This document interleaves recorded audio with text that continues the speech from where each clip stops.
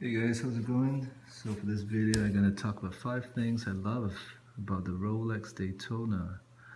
I've owned this watch for a couple months now, and I have to say, I love this watch because of what it is, right? It's history.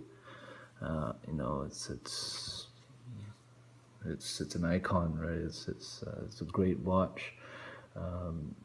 Right, which leads me on to number 2. It's probably the most coveted sports Rolex of them all. It's not the greatest, it's not the most iconic, but it's definitely the most highly sought after Rolex. So, okay, let's get those over with.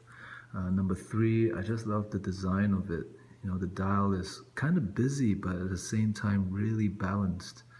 And the red Daytona writing above the bottom sub dial just gives it a nice splash of color, and it's just really beautiful.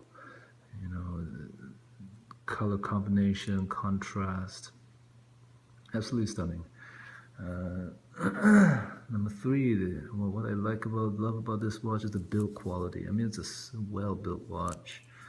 It's solid, it's substantial. It feels great on the wrist, and that leads me on to number 4, wrist presence. I mean, when you have this on your wrist, it's just,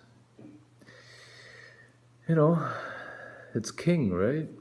You know you've got something special on your wrist, and it's really beautiful.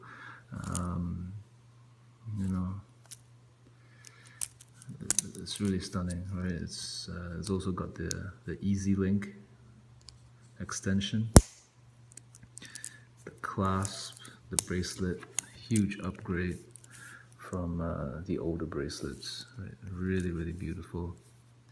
And the last thing that I love about this watch, right? It's a chronograph, which I won't have to worry about water resistance or having it suffer water damage because of the screw down crowns. I like it. I live in a very wet climate, and I do a lot of water sports. Not that I would do sports with a Rolex Daytona, mind you. This is more of like a dress chronograph, but you can submerge it, no problem. You can go swimming with it. I probably would not go diving with it, but exceptional piece, the Rolex Daytona, and that's what I love about this watch. It is a Rolex Daytona, and it is it's a victim of its own success as well, but I'll talk about that in the next video. Okay, thanks a lot for watching. Bye.